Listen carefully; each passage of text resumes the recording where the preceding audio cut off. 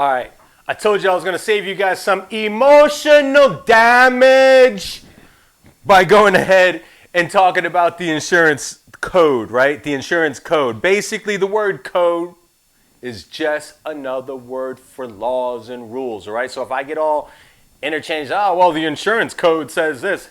Laws, all right? Like I said, I was a marketing person. If ever I'm talking a little bit too fast or, you don't quite get something, just remember, you could lower this back down to like just regular speed or slow it down, because I'm not slowing down for you. And I told you where to find my flashcards, right? I show you, it's like woo, I flash for you.com. If you don't want to go there, where do you go? iLaw.theinsuranceschool.com. iLaw, dude, I just littered the place with all kinds of happy little trees, right? I'm gonna get all Bob Ross. Watch you play. I'm gonna come back in here on one of these other, I'm gonna get my Bob Ross afro on. I'm just sitting here and be like, now let's draw some happy little provisions.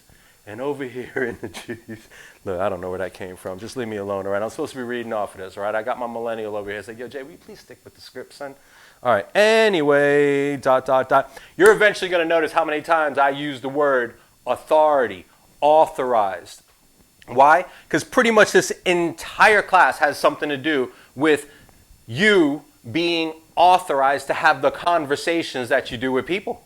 That's it. Even the insurers, the products that we sell, the insurers get certificates of authority. It's the same thing. They're authorized, right? Now, in order for us to be authorized, it means that we do have a license, but just having a license doesn't really mean anything, does it?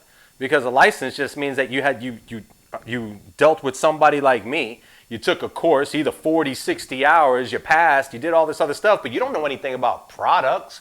The product comes from the appointment. The appointment comes from the insurer. It's not like I'm running around and being like, yo, David, give me your credit card number and I'll give you insurance. And I put them in like the wheel of insurance and it just goes ahead and spins around. I just pick one and, oh, there you go. Can you afford it? No, man. These products are specific to the carriers.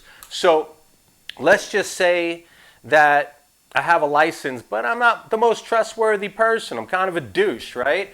Dude, Humana doesn't have to let me sell for them. United doesn't have to let me sell for them. If I go to them and I try to get an appointment, that appointment ties me to them.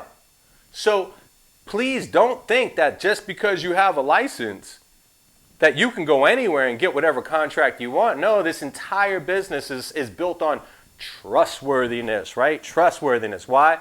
Because technically, by definition, we're supposed to be a trusted liaison. We're supposed to uplift people.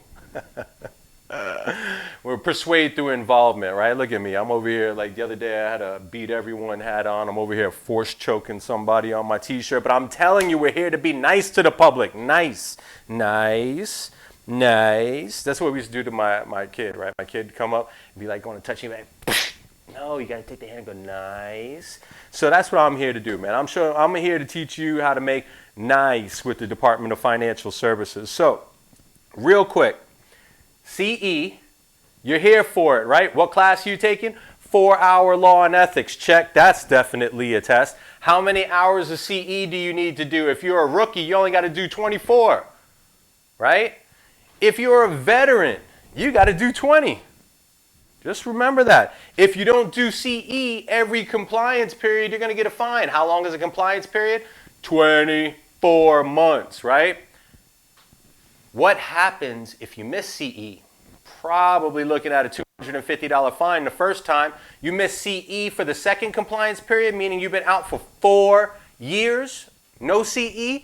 License, give that to me. I only bring that up because when we're talking about your appointment is with the insurer. If you get licensed and don't get an appointment, you could lose your license. Same time frame as with CE. If you don't have an appointment in 4 years, license is gone, right? Now, your appointment does last 2 years, but it just renews. So just remember that. Compliance periods are 2 years, okay? If you miss your CE in that little compliance period window and don't do it for the second compliance period, basically you miss 4 years and you don't get your CE done, you lose your license. In 4 years, if you don't have a valid appointment with an insurer, you lose your license. Very important. I'm dropping mad little. You know what? I'm sitting there telling you it's important, but if you were on your flashcards watching me go ahead and throw a little bit out there for you, you'd already know. Oh, Jay's testing this. Jay's testing this. All right, look. I want to make a quick comparison though, like, because we're talking about this appointment. Let's talk about realtors, you know, because they're out here like locusts and whatnot in Florida. There's something like 100,000 registered insurance agents, and there's like 400,000 realtors running around. Can I sell your house? No, interest rates suck. Get out of here. You want an insurance license? Look, I might have just taught you how to recruit for your team. You know, but let's jump over. That's a different CE. Did you know I could talk about almost anything in the business of insurance? The only thing I can't do is cheer you up. I can't be like, yo, David, you can do this, man. This industry is for everyone.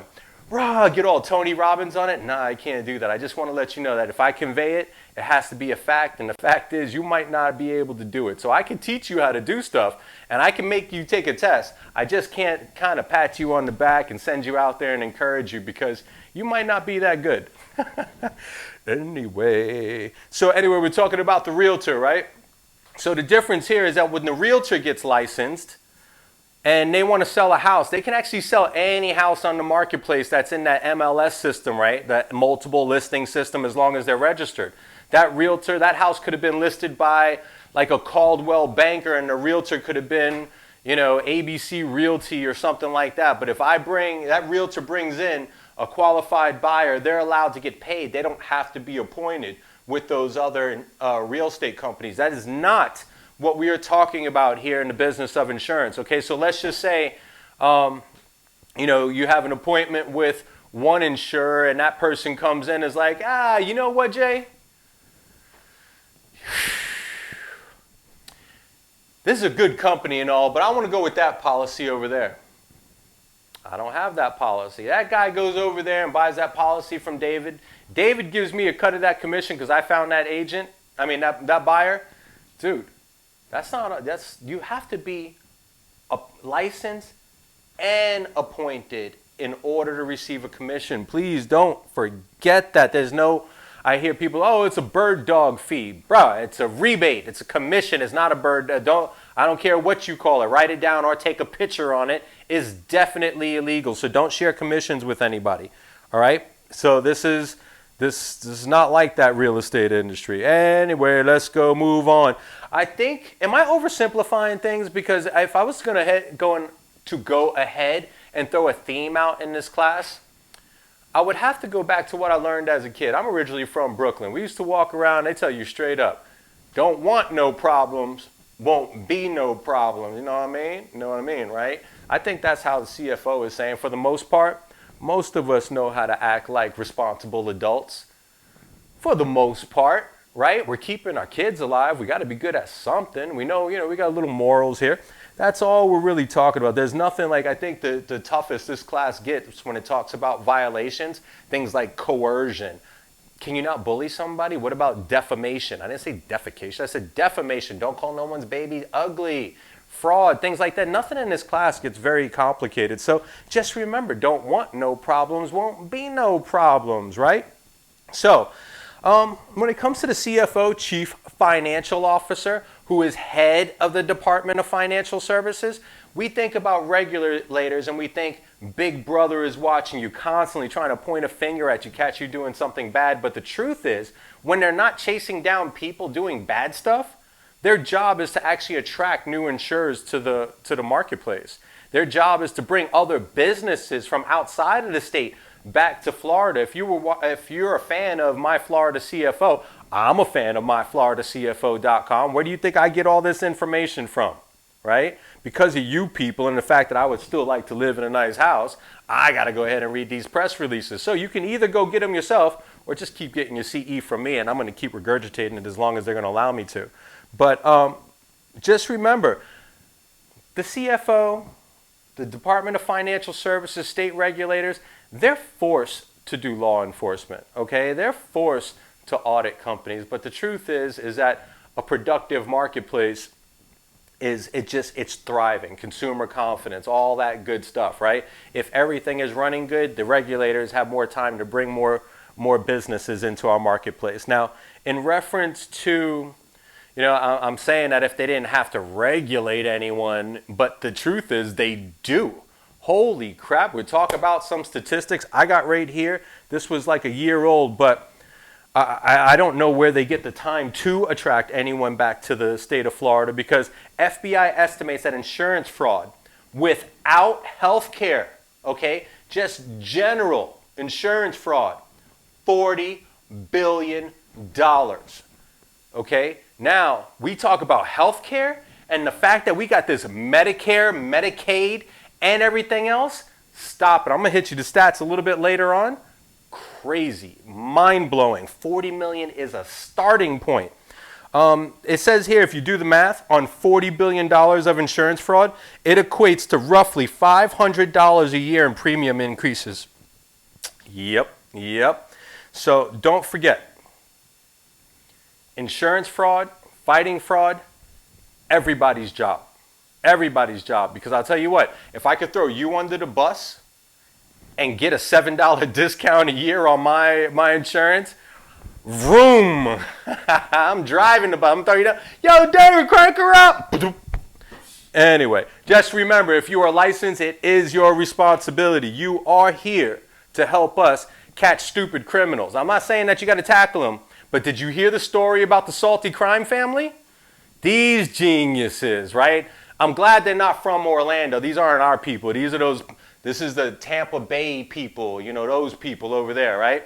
Well, these guys, I'm not even going to try to pronounce their names. One of them sounds like, one sounds like Fonzie and something like that. I don't know. But their last name is Salty. So there's 4 brothers. We'll just call them the Salty Crime family. So what did they do? They stole approximately $232,000 in fraudulent, invoices, right? So what these guys were doing is they were staging accidents, okay, at gas stations. I just want to point out, in case you forgot pre-licensing, the business of insurance is built on the law of large numbers, right? Things that are statistically probable, statistically predictable. Well, these 4 guys staged accidents, all brothers, staging accidents for a few years. How long were they? Basically, they started in June of 2016 and continued to April of 2019. $230,000 fraudulent invoices. Never, ever, ever had an accident. What are the odds of 4 brothers having so many accidents that they can claim $230,000 in damages? And every accident happened in a gas station? Man, were we born yesterday? Does anybody understand probability up in these parts? So if you're going to go ahead and you're going to try to pull a fast one on an insurance company, make sure that you're being random, okay? Because if you're doing the same thing over and over again, that is statistically impossible, and you're going to get popped. Well, since these guys never fixed any of those cars, the DFX. That's what it sounds like, right? It's just, if it would have been an M, that would have been cool. If the acronym for the Department of Financial Services was, something a little harder, hardcore. Not that I'm saying you ain't hardcore, Jimmy. Patronus. But anyway, let's see. They never fixed anything. DFS is going to get them, right? They were all charged and booked on racketeering and conspiracy to commit racketeering charges. You might be asking, how serious is this, right? Well, their bail was set at $1.2 million each. If convicted, they face up to 30 years in prison. Ow! Don't drop nothing, homie.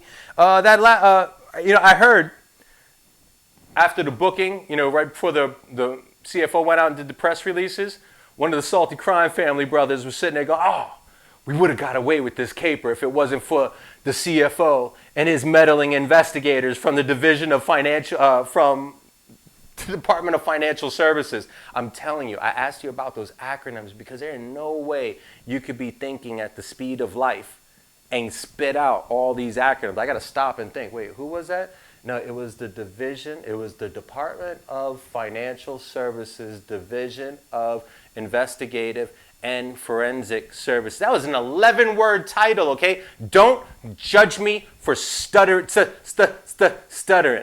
All right? So, anyway, I don't really think that was real news, okay? I don't think that they said they would have got away with it. That was me channeling my inner Scooby-Doo-ness. But what Jimmy Patronis was quoted actually saying that fraud has reached epidemic proportions in Florida, and scams like this one drive up auto rates for every driver on the road. I don't know if he was trying to drop dad puns in there. Oh, this fraud scheme drove up rates. Maybe. I'm not hating on dad puns, all right? I'm going to throw mad dad puns into this.